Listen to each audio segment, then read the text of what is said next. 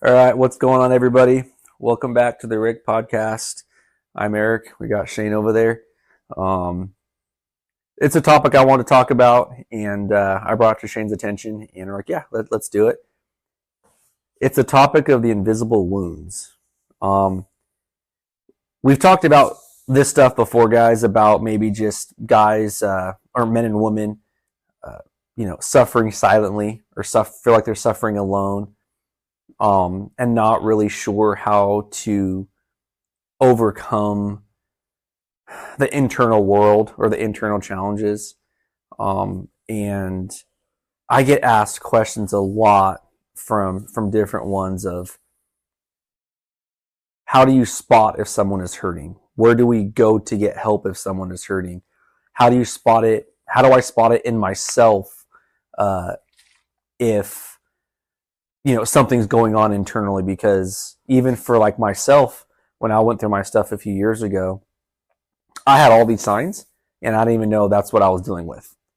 And so we're just going to hit that topic a little bit deeper and go into some of the things where if you notice any of this stuff, don't be afraid to talk about it. Be willing to confide in someone, maybe go get some professional help, or if maybe just reaching out to one of us on the email might start the process and opening up maybe some vulnerability or something like that, so you don't feel alone. That can be definitely a good way to start as well. But I think we talked about this in one of our last podcasts about doing hard things, and I don't know, probably the past few weeks, my morning routine is typically getting up. I get about 4:30, 5 o'clock in the morning. I do my stretches, I do my Bible reading, I do my prayer. I like to take a cold shower because it wakes me up. I hate the cold water, freaking hate the cold water. So it's like if I don't like something, then I need to force myself and do it more. So, um, but I've gotten into something new, and it's trying to go for about an hour to a 2 hour walk. Thankfully, I'm able to do that right now with my schedule. I'm able to do that a few times a week. So I'm very, very grateful and very lucky to be able to do that, because I know that's not a thing everyone can do on a daily routine like that. But on those walks, I'm able to listen to podcasts. I'm able to come up with different ideas so we can bring it to Shane and I's our podcast here, and bring some, value, bring some different tools, different perspectives and insights. And the book that I just finished up, it's called Do Hard Things by Steve Magnus. And that's the term that he brought up, or the book brought up, was the invisible wounds and communication. So some of the things that people can battle with is, this was one of the first things for me that, as I look back a few years ago, not even a few years ago, gosh, I look back years ago, even as a kid, but more as an adult. I'll hit these points. We got, if you're feeling withdrawn, you're feeling hopeless, that can turn into guilt or shame. And when you're withdrawn, it can be either withdrawn from yourself, things that you liked to do, you've lost interest in a lot of those things.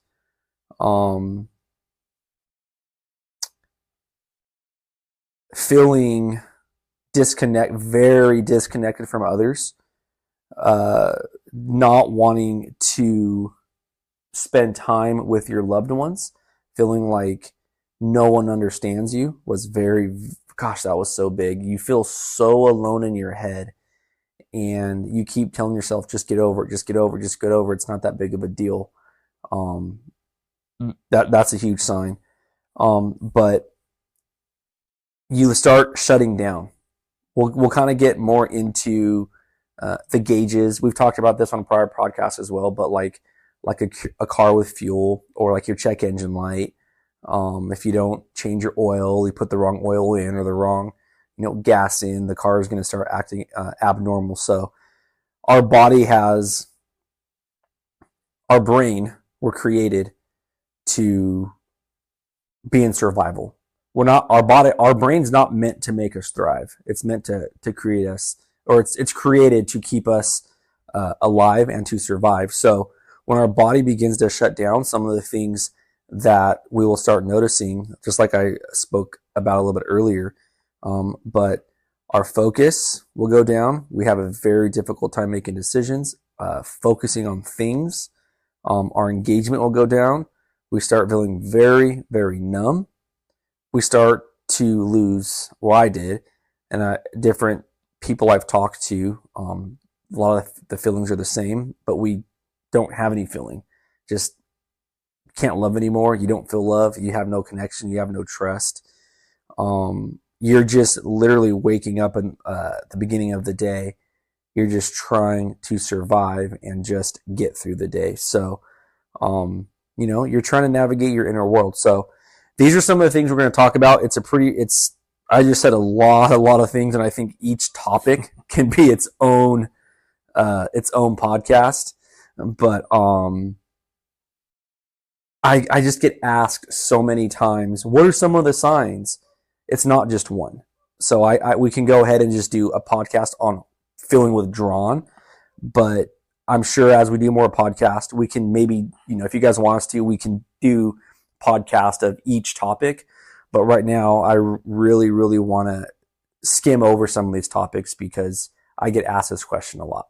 And those are a lot of the things that if you're suffering from, the PTSI, the post-traumatic stress injury, this is how your brain's meant to protect you. So, what do you think, Shane? Yeah, I think, like, to sum that up, it's, the topic is invisible wounds. So if we define that, I mean, invisible is kind of obvious, something you can't see. And a wound is pretty straightforward. A wound can be a traumatic injury, or it could be something that you can't see. It can be something, we all know that you can tear a ligament, you can, break a rib, and you can't see that. If I were to walk up to you and you had a torn ACL, I wouldn't see that. I wouldn't know that. In fact, after a few weeks, you wouldn't even be limping. You wouldn't even have pain, but you would have that injury, right? Yeah. And you might be able to walk around most days fine, but at some point you're going to step wrong and your knee's going to hyperextend backwards because your ACL's torn. Yeah. So that injury is going to eventually result in potentially even a further injury, right? So I think kind of the reason that this topic is important, and I agree with you that each of those things you're talking about are definitely, you can expand on, but the topic here is the invisible wound. So how can you determine there's an invisible wound? Exactly. I think that's what you want to get across to people is, because all of these topics you're talking about that are kind of subtopics to this are indicators that there's an injury. Yeah. It's a warning system that's being initiated by your body, by your brain, to tell you, hey, stupid, something's off. Like, like things aren't in balance. Your nervous system is messed up. Yeah. Something is going on. So again, we call it post-traumatic stress injury, PTSI. We want that clear, is that your brain can be healed, your body can be healed, your emotional stability, all that stuff can actually be recovered. Yeah. So it's not a disorder. It's kind of a unfortunate term that was lumped in there, but I think to me, that's when you say that, that's what I hear is, that the body, the brain, something is off in the body. There is an invisible wound. Literally, that's a great way to say it. Yeah. And then, so how do you know when that wound, because immediately I connect a lot of dots for myself. Yeah. Yeah, for sure. And so. No, it's true, man. With the invisible wounds, right? Like, and I want to hit home, guys, the PTSI versus the PTSD as well. And I know for me personally, when they diagnosed me a few years ago with like, oh, you got PTSD, it was like, what?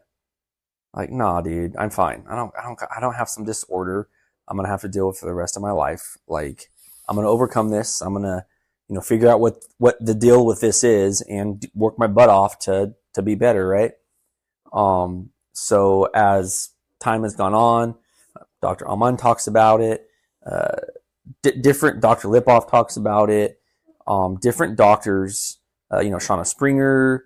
What's more accepted in our culture, I think, just in life, is when you say someone has, oh, okay, you got PTSD. How does that resonate with you? Just you, Shane, or anyone listening. If I say, oh, you have PTSD, it's like no, I don't, or what? And I wasn't in Afghanistan. I wasn't in Iraq. I wasn't in the military, right? Like I don't have that. I'm I'm a fireman, or I'm a stay-at-home mom. I'm whatever. I'm a doctor. I'm a nurse. I'm a, maybe whatever it is you're doing. I feel like it's a pretty harsh term. Um, but when someone's like, "Oh yeah, you have PTSI," oh, what's that? Oh, it's post-traumatic stress injury. Okay, I'll have an injury, and just psychologically, it's like if we all know we have an injury, we want to see where's that injury at, what do we have to do to fix it, and how can we become better? What are the steps to heal, right? You brought up the SPECT scan, right? So yeah, we talk about invisible wounds, right? But then we also talk about what are the gauges, because we can't technically see this wound per se, right? But we have the red flags or the red lights or different things, how we are going to act as a person that maybe our friends and family, loved ones might see even before we even see it in ourselves. And I'm like, oh man, he's kind of like, he's not interacting like he used to. He's not being as engaged as he used to be engaged. He's not laughing as much as he used to laugh. He's not as happy as he used to be. He's not as productive as he used to be. He's not, whatever it might be. You're going to start seeing all these. Maybe the person, the traits aren't the same, right? So with the SPECT scan, we've talked about that before, Shane. Have you gotten the SPECT scan? I don't know. No, I haven't. I want to. No? Okay. So what the SPECT scan is, so even though PTSD, PTSI, since it is an injury, right, our body and our nervous system is going to react a certain way. But with the SPECT scan, you are actually able to go in and get a scan of your brain, and you're able to see what is not working. And they can actually see the injury in your brain, figure out like what neurotransmitters are off, and understand like, oh, the issue is right here. And they can see what parts of the brain are working and not working.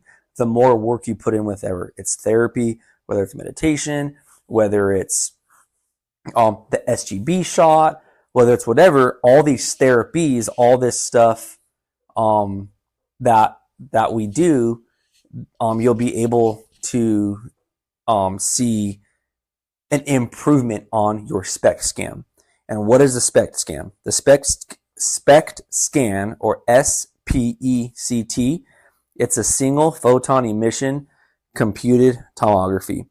So it basically gets a 3D photo of your brain in simple terms. So I know we've talked about that before. You want to say something? No, I was just gonna say, like, if you want to look it up, if you go to YouTube and you put in Dr. Daniel Amin, his last name is spelled like Amen, Amen. I think it's Amin, maybe it's Amen, I don't know, but it's spelled Amen. Yeah. He's kind of a celebrity psychiatrist. He's a pretty entertaining speaker. But I would encourage you to Google YouTube TED Talk by Dr. Daniel Amin. You can see what these SPECT scans look like. He actually puts it up on the screen there behind him when he's on the stage, and you can see what a healthy brain looks like at various ages, and then kind of a brain that's impacted by all kinds of issues. Like he's worked with the NFL and the CTE that happens through football players, all that stuff. So he's a big proponent about protecting the brain. Got a ton of great stuff about it. And the SPECT scan, much like we talked about the biometrics on monitoring your own actual data. Yeah. Your true, like the measurements of your heart, your heart rate, your blood pressure, your skin temperature, your heart rate variability, all these different metrics that are specific to you. The SPECT scan it removes all doubt if there's an injury. Exactly. And so that's where that you have a bunch of issues, or maybe even just a few issues, and you can't really quite put your finger on why. Mm-hmm. That's that invisible wound you're talking about. It's like something's going on, but you just can't put your finger on it. So like you have to have sort of steps to follow to try to like identify what it is. And I like this doctor's particular approach to it because he, as a psychiatrist, he even says in his own field, and I haven't had good interaction with most. Well, I've only seen, I think, 3 different psychiatrists when I was going through my process. But 2 of the 3 were garbage. Yeah, they're absolute garbage. They just want to throw prescriptions at me, and I refuse to do that. And the only one that I think that was worth anything, she was awesome, was the doctor out there at the COE, at Center of Excellence, Dr. Abby Morris, medical director for the IFF, and she was phenomenal. She's the one that, in about 10 minutes had me pegged, and totally respected that I wasn't into, I didn't want to chase meds to fix the problem kind of thing. But anyways, this Dr. Amin, one of the things he says is, he says something along the lines like he's a psychiatrist, and, basically try to help somebody with their brain, and they don't even look at the person's brain. Exactly. They don't scan it. They don't, like most psychiatrists, don't even look at the thing they're supposedly supposed to be treating, which is kind of funny in the medical world, because if you're a pulmonologist, what's one of the first things you do? Right? You're going to do a chest X-ray. You look at a person's lungs. Mm-hmm. So I thought that was kind of an interesting point coming from him, was that, yeah, you're right. Like, this is supposed to be your field of specialty, and you're not actually looking at the organ you're treating. So yeah, so that's what that SPECT scan is, and anybody wants to go down that rabbit hole, it's worth checking out. Yeah. No, I think it's great, man, because the more we get into some of these, these topics or whatnot, I know there's the stigma out there of it's just in your head. Yeah, it actually is. Right? Yep. It's in your brain. Yeah. It actually is, right? But there is an actual injury there, and there's something that can be done for it. And there's steps and processes that you can do, like the SPECT scan, right, to figure out a path to recovery, to figure out, why am I feeling withdrawn? Why am I feeling hopeless? Why am I feeling all these feelings, right? The wounds, or these invisible wounds, right, per se, because even though the SPECT scan shows, maybe what's not the parts of the brain that are off, but it doesn't show you, it's not going to fix you being withdrawn. You have to put the work in. But it shows you, oh, there's an injury. Now let's dive deeper and figure out how to fix that injury, right? So just like you said, if you get an MRI with something, if you have back pain, if you have a shoulder injury, if you have a knee injury, you're going to go get your MRI or a scan or whatever, to be like, oh, okay, that's where the injury is. Let's go do surgery or treatment here. And so you can do the same thing with the brain. And I don't think a lot of people know about the SPECT scan for the brain. So I'd never heard of it before this last year. Yeah. I mean, that's the takeaway there is pretty simple, right? That's the identification process. So exactly. You're actually like isolating and identifying what is the potential issue. So if you have an MRI on your knee, maybe you've got a torn ACL, maybe it's a partial tear. Yep. Maybe it's not. Maybe it's just a meniscus tear. But you're going to be able to have kind of a definitive answer as to like the extent of the injury. Yeah. And then to your point, that's really important to understand, is like, that's the first step. The ID is there. Now you know. Now you have to figure out how to fix it. Yeah. Now you have to follow a path on how to improve that brain health, if that's what you're working on. Mm-hmm. So, I've said it before about the SGB. I say it's like the surgery. Doc Springer says biological before the psychological. So if my ACL is torn and I go do physical therapy, it doesn't repair my ACL. Now my legs are stronger and I'm building up the muscles around it, the auxiliary muscles and things like that. So that's not necessarily bad, but I still haven't addressed the root of the problem. I haven't had the surgery. You and I talked about this. You did years of therapy before the SGB, and the SGB was like that. It was like getting your ACL repaired, but you'd done all that therapy. So you were already going in with a really strong foundation. And then that was kind of like really the key that brought it all together. But I think the opposite happens with a lot of people, where they identify the invisible wound. Like, they're hearing these podcasts, they're hearing about the shot, they're going all in on the process. They're saying, yeah, I'm gonna go get it. And so if you picture your knee is torn, your ACL is torn, and you go in and you have your knee opened up and they put a cadaver ligament in, like, that's what I got. The day I got out of surgery, I didn't go back out and play racquetball. Yeah. I didn't go back to the firehouse and get on the truck. Like you just got out of surgery. There's now some physical therapy that needs to go with that in order to strengthen. Even if you started with a really strong leg because you did a bunch of therapy prior, you still just came out of surgery. They just opened you up. They just did that, right? And so if you think of that in terms of the shot, a lot of our people go get the shot and they go home and they resume doing what? Drinking alcohol, same processes they were doing before that got them in that, right? Like working too much, being withdrawn, like following patterns, not changing behaviors, expecting those things to fix it. And so essentially it's like getting out of the surgery and going straight to the, I'm going to go play basketball, or I'm going to go to jujitsu, or I'm going to go do something. It's like, hey man, you gotta let that heal up after you've done that. So, but yeah, the number one step is the identification of it, especially because you can't see it. Exactly. And that's the biggest thing. And so like with, as I've read this book, man, and different guys have, been reaching out to us. There's also another YouTuber I watched. It was actually yesterday morning, and I'll watch like CrossFit stuff on YouTube. We've talked about this prior. Like if I get up in the morning and don't have something in front of my face, like I have enough discipline in myself to just go do stuff. But the mornings I don't, like I'm going to put, something on CrossFit where there's people working out because it gets me in the right mindset, right? Or I'm going to put somebody hiking a mountain, or just something to just get my mind in the right frame of mind, to kind of get going and get inspired, right? If I'm not feeling it on my own, I got to use something external, right? So the other day, I put on, I think I went to YouTube and I did like CrossFit inspiration or something like that. And, it popped up with, this was just, I think it happened 2 years ago, but it was CrossFit inspiration stories or something like that. And I was like, oh, I'm going to click on that. And somehow it's everything we're talking about with like mental health, but it was like with Marines and suicide and stuff like that. And the story of this wife, if you guys want to YouTube it, you can go like CrossFit inspiration stories or something. And I think it's like video 5 or 6 down. But it was like a couple years ago, and her husband was a Marine, and she had no idea he was suffering. And as you look at the photos on the outside, great.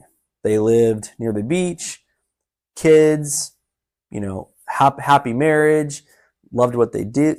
They both loved where they were at in their marriage. It seemed like that's what she said on the interview. Things were great. There was like no issues. He was a CrossFit guy, super fit, super healthy dude. And he ended up committing suicide. And it was just like, the wife was like, I had no idea this was going on. But as she looks back, she's like, wait, he was more withdrawn. And that's why I wanted to bring up these points, because she was bringing up those things. And I was like, that's exactly how I felt. That's how a lot of people are feeling. And so as she's voicing her concerns, as now, she's got kids and she's, a widowed woman now, she's got to deal with the emotions. She's got to deal with raising a family. She's got to deal with the bills. She's got to deal with, life. Life doesn't stop because of somebody's death. But we also have to navigate through the emotions. We have to navigate through life's challenges and see the warning signs, right, of the person that might be suffering, or you have to see it on yourself.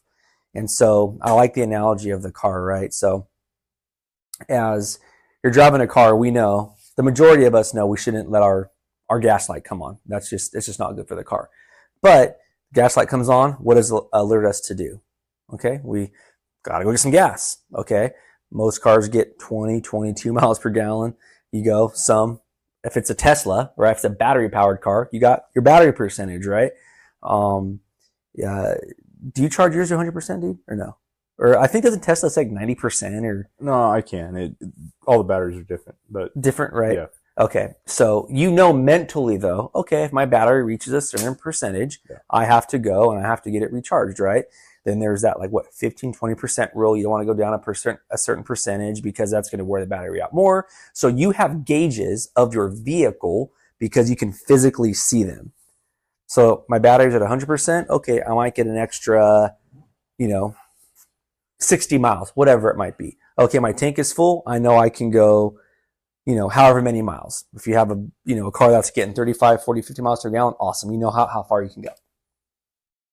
That gas light comes on, you're like, oh, okay, shoot, that gas station, I still got like 30 miles to go, but my car only gets like freaking 15 miles to the gallon. And now you're kind of puckering a little bit, you're kind of nervous. Okay, I gotta get to the gas station. And what's that feeling? You see a gas station, you get that you put gas in it, you're like, oh, I'm good. Okay, let's keep rolling, right? Okay, cool. That's an easy fix. You don't get an oil change, or you put the wrong oil in your car, right? What's that going to cause? That's going to cause, say you have a high mileage car, you put lower mileage oil in there, it's not as thick, it's not as viscous, we know if we put the wrong stuff into our engine, other problems are going to arise. But we're going to see warning signs. We're going to see check engine lights. We're going to see, the cluster light up on different things. We're going to start, hearing noises if you're in tune with your car. You're going to start hearing, squeaks and squeals and rattles. And you're going to be like, okay, I got to start fixing stuff here. We have warning signs of your vehicle. And if you're in tune with your vehicle, any little sound that's not right. So you're like, okay, I got to go get that fixed, right? Our body does the same exact thing. What do most of us do? I'll deal with that later. I'll go to the doctor later. I'll eat healthier later. I'll drink water later. I'll exercise later. Oh, I'll get better sleep. I'll sleep when I die. Oh, I'll get better sleep this day. Whatever, right? We all have these things because we have to live life. But our body, and I'm specifically talking about, a more serious injury like the PTSI, when you're going through a lot of traumatic events and your red lights are flashing. Your check engine light's like, it's flashing. It's like, hey, pay attention, stupid. You're withdrawn. You're feeling hopeless, right?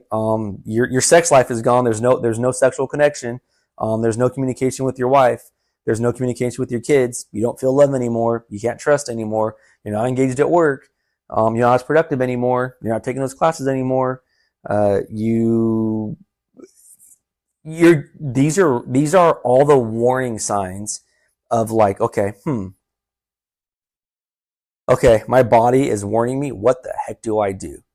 Okay, well, I can go numb this stuff over here and I can drink. I could not deal with it. I could make excuses. I could do drugs. I could work more. I could go get involved. Maybe that might be something too, as you just start working a lot more to not deal with the problem. So you're just kind of like trying to bury the problem, hoping the problem will go away. By the more you do, the less you're going to think about it. But that problem is still there, right? With the vehicle, you can't run away because the car's just going to break. Your body will eventually do the same exact thing. And that's what happened with me. My body I was going through all these warning signs. And a big thing that people saw in me was I was withdrawing and I wasn't being engaged. And I remember going into the station kitchen one day, and typically I would like make breakfast for everybody. That was just my thing at the station. Anyone that's ever worked with me knows that's just what I like. I like to cook. It's enjoyable, especially on the station. It makes me feel good when other people enjoy the food I make. Get up in the morning, eggs, bacon, toast, whatever, potatoes. Like that was kind of just a staple I would do, and everyone would love it, right? I stopped doing that. And I was like, what the heck? I just didn't have any want to even be around people. I just wanted to be in my corner. I'm like, I don't even want to really be on my kitchen table right now. I just want to go work out. I just want to be in my own head. I don't want to talk to people. I don't want to laugh with people. I didn't feel any engagement. I felt alone in my head. Where before, I couldn't wait to do that. That was like a thing I loved to do. Hey, what's up, guys? Oh yeah, what do you guys want? Oh, Pat, just making breakfast again, and we're hanging out, shooting the shit. Hey man, what do you want to do for a workout today? Oh yeah, we're gonna go for a run. We're gonna do weights. Hey, whatever, right? You get a call, you come back, you finish breakfast, you're laughing, you're joking, planning on the day. I lost all that. And I remember one of the guys was like, dude, what happened to you? I'll never forget that comment. He's like, come on, dude, like, you're just by yourself all the time now. And it's kind of like, whatever. I was just like numb and cold. I didn't really care. I was like, well, yeah, mother fricker, because I don't want to be around you guys. Like, I don't want to be here, like at all. Which I always wanted to be at work. I loved being there. It's a great job, right? So, that's something for someone that if you are typically super like engaged and you love being around people, you're happy go lucky. I mean, that can also be a thing as well, right? Of you're super, super happy, but then you're super, super low. You're super happy, you're super low. But for someone that you're noticing something is off, like when they're typically engaged and now they're starting to be withdrawn, that is like a classic sign of like, okay, hey, we need like what's going on, right? And initially, I'm going to tell you right now, I mean, it was a lot of years for me. You're not going to say anything. You're just going to be like, I'm good. Hey, what's up, bro? Is everything good? Yeah, I'm good. Everything's cool. Like, I don't know. I just don't want to cook breakfast this morning. I just don't want to, like, I just want to work out by myself, right? And then what'll happen is how we're at the fire service, we're sharks, right? So it's like if somebody's not being engaged anymore, they think they're protecting themselves, but other people can be like, well, dude, what's up with this guy? Like, he's not here anymore. He's not engaged anymore. Like, he's doing an IGM. He just cares about himself, all these things. But in my head, in our heads, more guys I've talked to, it's like, that's just them trying to survive. So that's how it was for me. I just had to get through the shift. Like, I would say prayer after prayer after prayer. And before coming onto duty, like, oh my gosh, dude, it was brutal. Like, I would really have to work myself up to just walk in that engine bay. It was just like, all right, dude, let's get through the shift. Just be safe. Don't make any wrong med airs. On these fires, just be solid. Right? Like, don't. I'm on a truck, so it's like, don't chop your leg off. Just make sure you cut. You know how to do this. Like, simple holds. It's not difficult. Throw the ladder right. Do the right stuff. But I would have to talk to myself like this to just not make the thing that I used to make that was so easy to me was now a chore to just do the basic job as a fireman, right? So I would withdraw because I felt embarrassed and I would feel not worthy enough. I feel like I couldn't do my job. I would feel like I'm the weak link of the team. So I would have to get my mind straight. I was withdrawing for myself to protect me to be able to do the job. So when you were going through that, do you think like was there ever a point that it crossed your mind that you had an invisible wound? I mean, did you just chalk it up to the things you're talking about? Honestly, I thought mental health was just in your head. Like I said, yeah, it was more like, just get over it, dude. Like, there's a lot of people that have gone through a lot worse things than me, and I'm not going to be that guy to be. First, I was embarrassed, right? So you would withdraw even more because I never thought I had any injury at all. I knew I was suffering, but I thought it was just because I was weak. Right. Legit. That's what I thought it was. I thought I was just like, okay, no, you're just weak. Just toughen the hell up. Just deal with it. Power on through. It's not a big deal. Life is challenging, right? And it's not about you, Eric. Like, we all have challenges we have to overcome, right? So you withdraw more. Yeah. You get embarrassed more. You feel more shame. You feel more guilt because you don't communicate it, right? And a big thing of this topic was the invisible wounds and communicate, right? So if somebody actually has the vulnerability to communicate and be like, hey, something's off, right? And if people are coming up to you noticing these things, don't be afraid to voice it. We know the ones that are trying to bust your balls per se, right? Or give tough love, which is fine, whatever. But we also know the ones that actually are caring and are like, hey, dude, what's going on? I didn't open up to anybody. I was way more withdrawn. So it's like if somebody's coming up to you saying, hey, dude, like, what the heck, man? You're not part of the crew anymore, blah, blah, blah, whatever. Maybe take that person aside later or, have a heart to heart with yourself. I got to say something.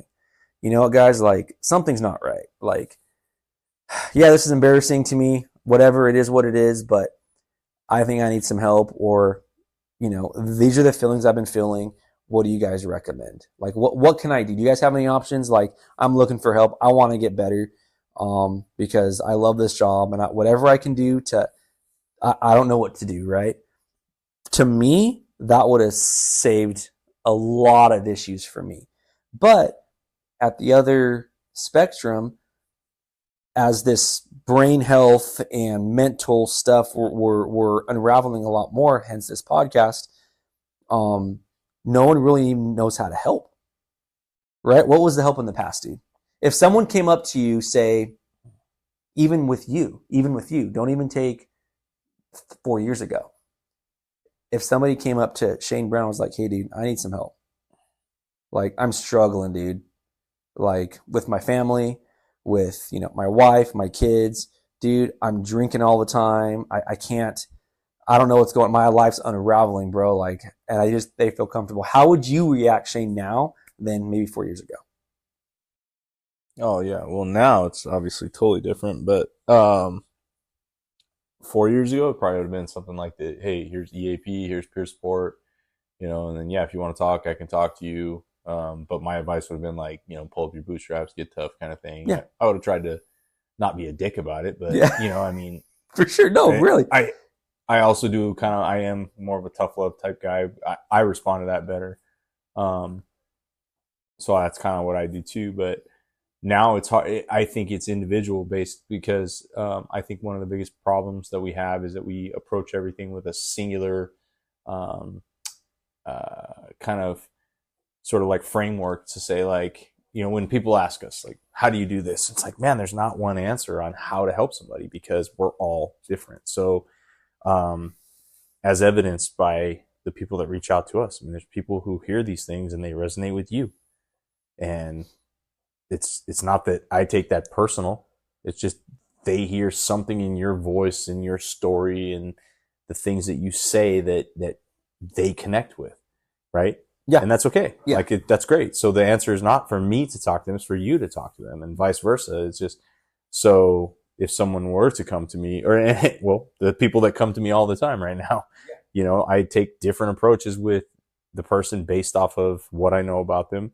If I don't know anything about them, then I kind of have a little bit more of a sterilized approach in terms of like what we do with the SGB shot, and like how, whatever they're dealing with, are they at the COE or whatever kind of thing. So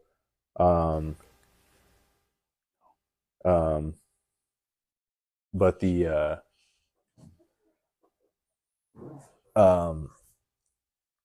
yeah, I think, like, when I think about this idea too, there's kind of an interesting perspective on the other side of this coin. So at what point is it now you're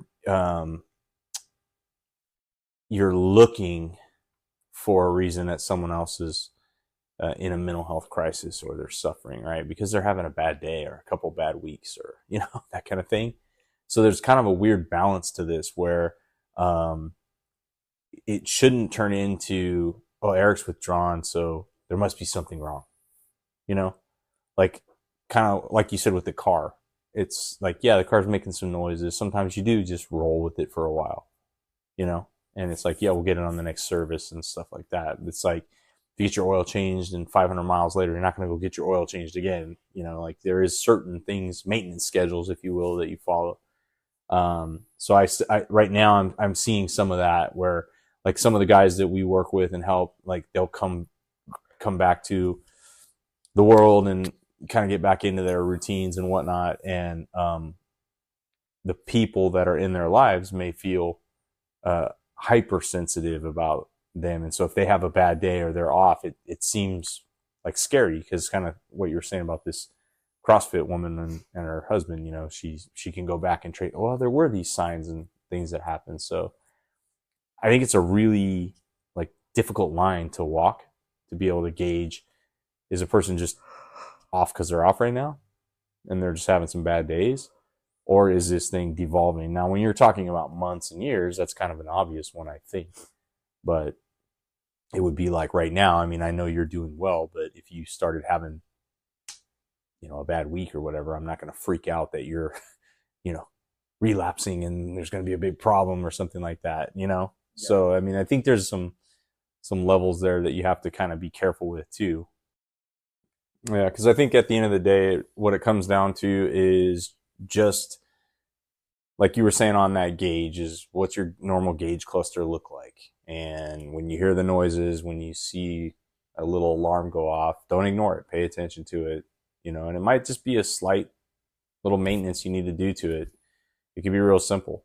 It doesn't have to be a monumental change. We've talked about that with the shots and stuff. Like you don't have to necessarily go get a shot. You don't have to go to a program. You don't even need to see a therapist. You don't need to do really much at all if it's just a matter of catching that behavior, that thought, that sort of pattern. If you start to develop one, is just kind of catching yourself in that and then doing a quick course correction. Sometimes that'll just sort it right out, right? Oh yeah, for sure. And I think what I was kind of talking a little bit about, a little more so as well, it's like, that can be a relapse, but it's kind of like the beginning signs as you're first going through this.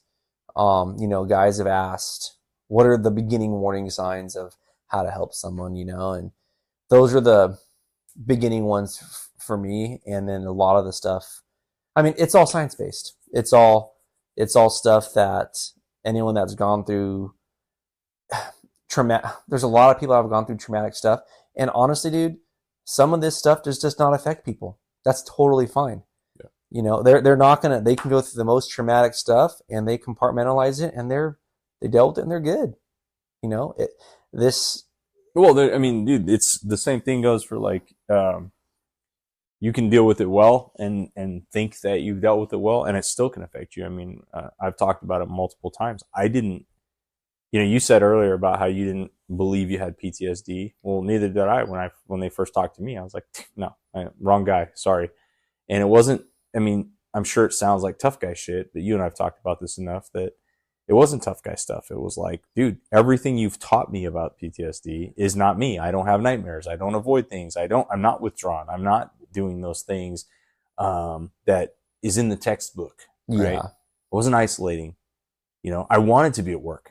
I actually wanted to, like I never had to work myself up in the parking lot to go in the engine house like you just described. Mm-hmm. That was a sanctuary for me. That was getting away from home and stuff. So these things manifest themselves in different ways. Yeah. It doesn't look the same all the time. You're sharing your experience, which is important, right? Yeah. So that somebody resonates with that, hopefully, or somebody hears that and can connect that dot to somebody they work with in a firehouse and they can then, help that person, hopefully.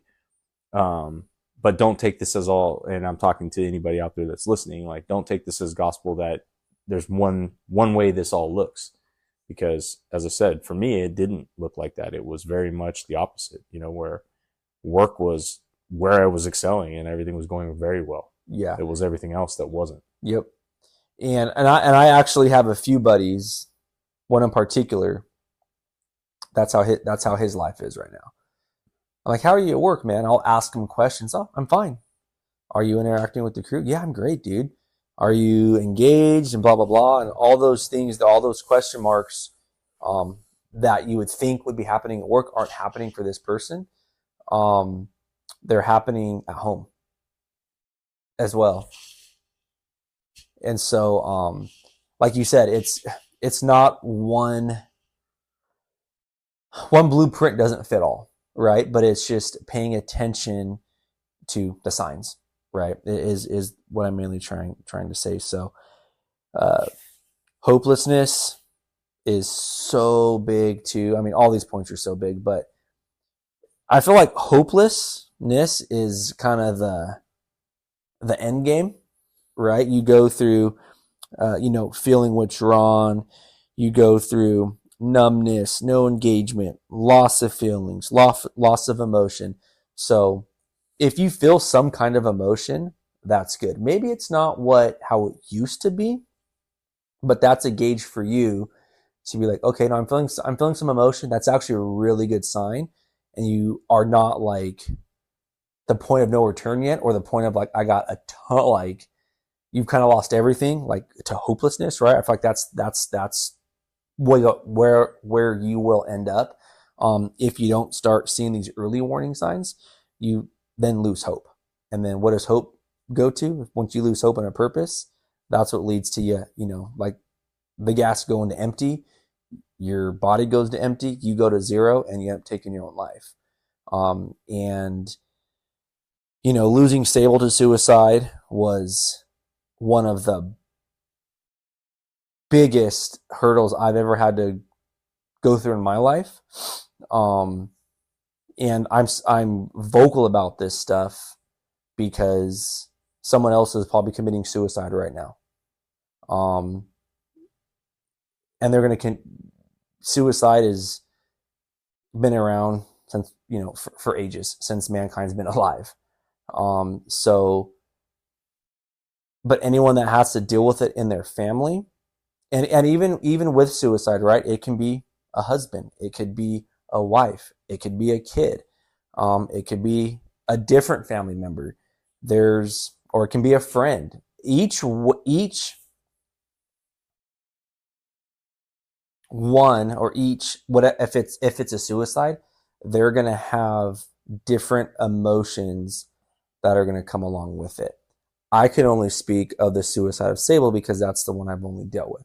I don't know what it would be like to lose a kid. I have a very close buddy where, yeah, he lost his daughter to suicide. And he's still a chief and he's going to work. And I've talked to different buddies that work with him. I'm like, hey, how is so-and-so doing? And I'll talk to him. Oh, I'm doing good, man, blah, blah, blah. I'm getting through it and everything's cool. But all the other guys are noticing some of these same things I'm saying right now. He's just never been the same. He's not interacting as much. Just a little bit different. Not as happy as he used to be, which is no shit. You're going to go through those emotions. You went through a very massive, massive thing in your life. I'm not asking someone to be normal and be like it never happened. That'd be weird as well, right? Oh, they're living their life as nothing ever happened. That's not what I'm saying. I'm saying it's okay to feel these emotions, right? Because your body is going through a process trying to figure out what is wrong, how to fix it. So when you feel this stuff come up, it's your body alerting you, hey, let's find a solution to this challenge. Let's deal with it. Let's accept it. And let's figure out how to move forward, right? But we don't ever do that. We just put it down, and never actually address it, act upon it, and make the proper changes to overcome whatever the challenge is, right? And specifically stuff like mental health and suicide and trauma and stuff like that. So, when you start seeing these things pop up, guys, it's going to present different for everybody else, but really you know your gauge better than anybody else knows your gauge. But it's up to you to stick up for yourself, and it's up to you to seek out help, seek out guidance, and voice, hey, something's not right. We keep going back to a visible injury, not a non-visible, an invisible injury. So you go to a fire, right? You tear your ACL, you pull a shoulder, or you pull your back or whatever. What's the first thing we're going to hear from somebody? No, they're just going to say, hey, man, go get healthy. Like, you're tore it out of fire, man. Yeah. Like, no worries, brother. It happens. Yep. Yeah. Even from we got your back. We'll cover you. From you as the person. You're like, dude, I think I just popped my knee, guys. Or I think I just tore. You might even hear it. Mm-hmm. I've had a minor meniscus tear, and you hear it tear, right? Or it's like you something with your shoulder, or you pop your back. You can actually hear it. You can feel it, right? And now it's like you're going to say something. Oh, I think this happened, right? What happens with the invisible injury? You don't really say stuff. You stay quiet for a while, right? So it's like, just say something. Hey, you know what, guys? I'm feeling pretty withdrawn. I don't know what's going on, guys. Like, or to your company officer, or just whoever, someone you can confide in, a family member, a close friend, or whatever, that you can be vulnerable with, and just let them know, like, something's off. I'm not really, something is not feeling right. I'm not dreaming anymore. That's a big thing I hear from a lot of people too. It's like if they typically get in great sleep, yeah, I'm just not dreaming like I used to dream. Like I'm not. My sleep is really off. My thoughts are all over the place. I can't focus. I'm super hyper vigilant. Um, I just feel numb to the world. I can't find a happy place. I feel so alone in my head. I just feel like I'm a prisoner. I can't unshackle myself. I feel stuck. I just, don't feel the want to do anymore, really anymore. What's the purpose?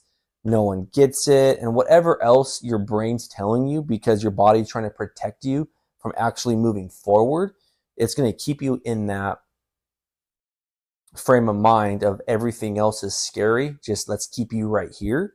Um, Voice that stuff because even voicing it and going to ask for help, that's going to tell your brain you are now in control. Your brain's going to be like, what? He, she, whatever. You're actually doing something with it. You're going to try to go get some help. Your brain's not going to like that, but you will. So it's like, yeah, you're going to voice it and it'll just take so much pressure off and it'll take years of suffering alone. It'll take years of trying to deal with this wound all by yourself. The more support you have, uh, the more there's so much support out there, guys. It's insane. But you will, when you don't feel alone and you start doing the proper uh, daily disciplines, getting the proper help, and fixing your inner self, your inner world, your path to healing and your path to recovery would be so much better. You're gonna fall off. You're gonna feel like everything you've done isn't worth it. Your brain's gonna keep putting you back into a hole of saying it's don't even do this. Guys are they're gonna judge you or whatever, right? Like some of the stories that we've just had recently of guys going to get help and then a month or two later they're back in the same spot, right? Because their brain's like, nope, you know what, fool? Nah. You're gonna go back to this because I own you. And when your brain starts to own you, that's when you get in trouble. We have to own our brain, right? And how do we do that? That's by talking to ourselves properly. That's by realizing these these red light indicators or these gauges of what our body is saying. Maybe it's the IBS. Maybe you're not eating as much. Maybe you're losing weight, right? Or like weight fast kind of thing. But yeah. Well, some of this is, it's easy to say, hard to do, like most things, and I think that a key point is that a person that's like in true suffering who has an invisible wound, like they don't even know they need to say anything. They don't even know they need to speak up. So if you are seeing that in other people, remember that that person doesnn even know what they're going through. They don't understand it. They can't articulate it. They can't even begin to fathom it because they're literally drowning. If you picture it, that they are doing everything they can to just keep their head above water. So we have a tough love attitude a lot of times in the fire service. Just hey, and you said this. I mean, guys have talked to you about it. Like you remember it. That, what's wrong with you, Padge? Like that was their version of reaching out to help you, right? Mm-hmm. Obviously, it wasn't going to help you at that point because you were guarded, you were withdrawn, you were isolated, all those things that you just shared. And we just helped somebody recently with a separate fire department, and I talked to them and I said, I said it to their e-board. I was like, we're super quick when there's a mayday that, dude, we're all gonna like risk our lives to get somebody out of a building, and we're tearing doors apart, we're all rushing in, with abandon for safety, just because it's like, hey, a brother firefighter's down, we're gonna do something, right? But what happens when that person, that mayday, is in the station, and that guy or girl is, like you said, describing, it's not making breakfast anymore, and it's becoming a consistent problem over weeks, over months, and instead of going into mayday mode and getting them out of there, it turns into the shit talking and isolating that person and making it worse, and so it's hard because there's just no absolutes in any of this. Mm-mm. And the stuff you're talking about, it goes back to paying attention to data points. So your biometrics, do you understand that stuff? Because those are indicators for yourself. You know, if your heart rate's high, if you're not sleeping well, and you're able to track that with a true like tracking data point that shows you, not a subjective like, yeah, I think I slept good last night or I didn't sleep good, you know, and all that stuff. It's important to have the like the true raw data to look at. Yeah. And some of that stuff may seem intimidating at first, but it gets easier. It's just like all this stuff. As you learn more, you'll start to weed out what doesn't apply to you and what does, and you'll find the stuff that kind of tracks for you. And then hopefully you won't get to a point of hopelessness, like you said. Yeah. I feel like I think something we're taught a lot is we talk about compartmentalization a lot, right? Different calls we run, just different things, right? So some can deal with that stuff, better than others. Calls never really bothered me. I mean, in the very beginning, they did a little bit when I was brand new trying to process stuff, but that was maybe the first year, 2 years, and I was super young. But after that, calls never really did anything to me. I never really took them home.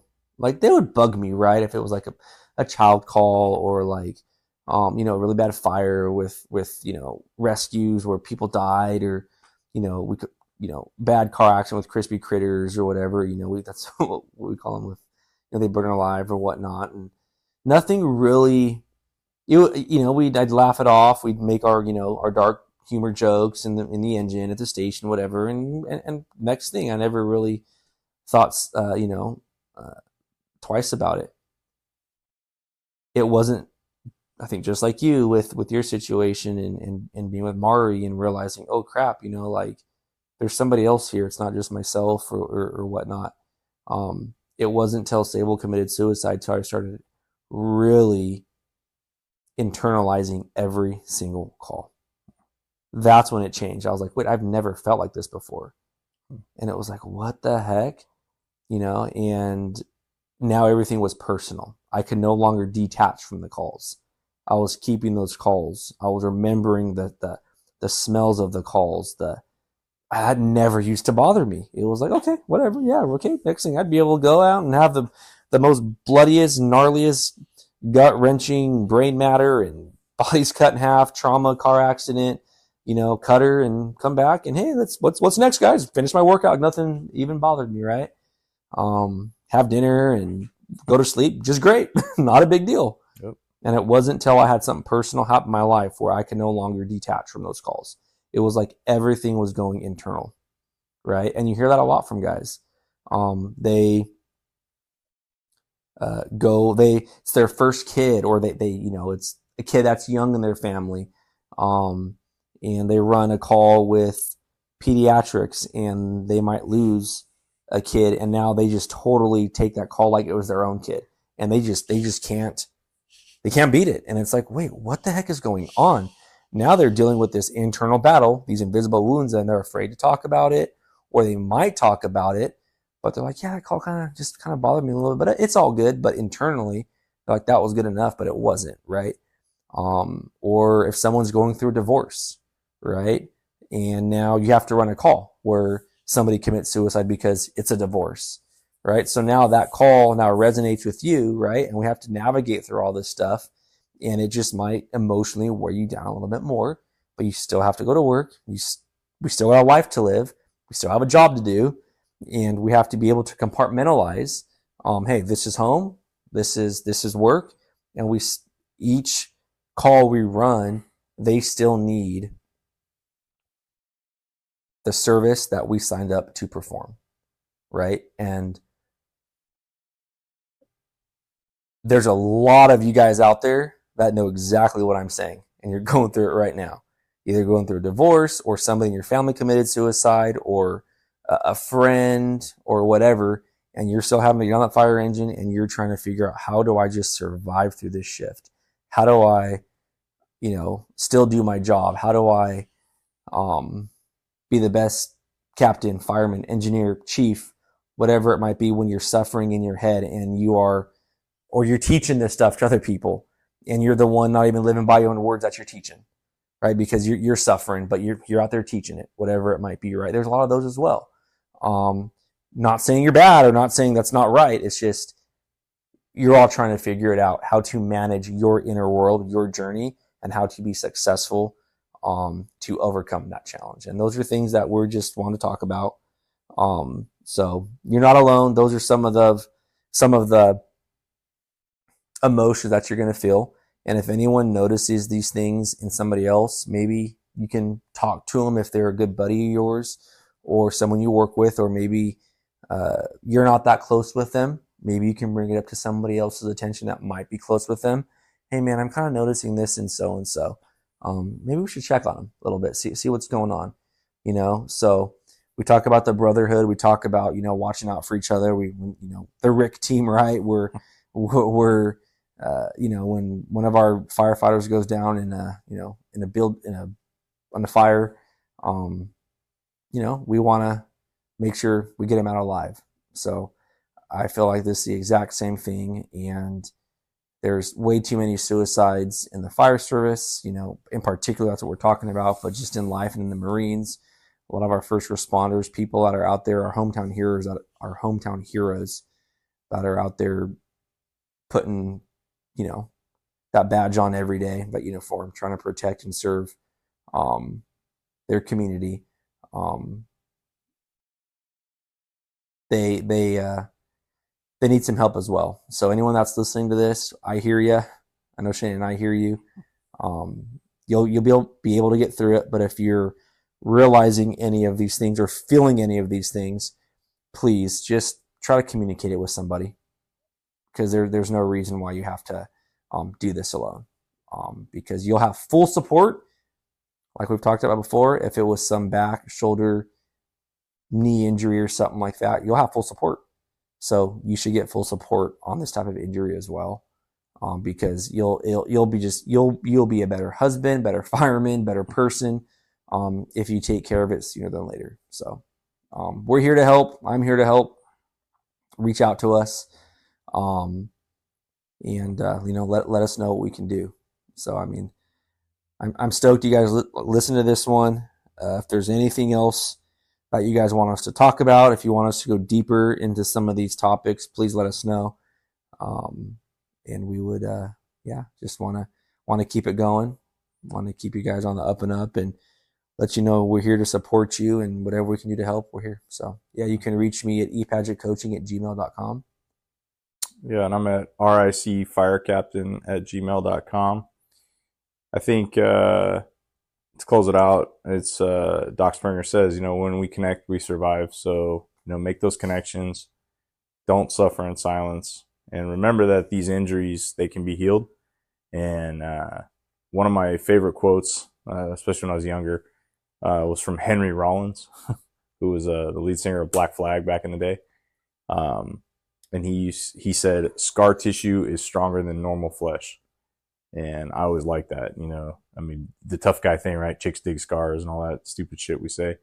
But if you think about that, like the scar tissue on your body is stronger than your normal flesh, because the body healed it up, kind of built some armor, because it got wounded. And so the body's response was to strengthen that area up. Well, I like to think now that after working through all of our invisible wounds, that all that scar tissue has kind of strengthened up that area and, made me more resilient, made me stronger. So, even though you may be in the early stages of this, middle stages of it, dark times, there's a light at the end of the tunnel. So keep pushing.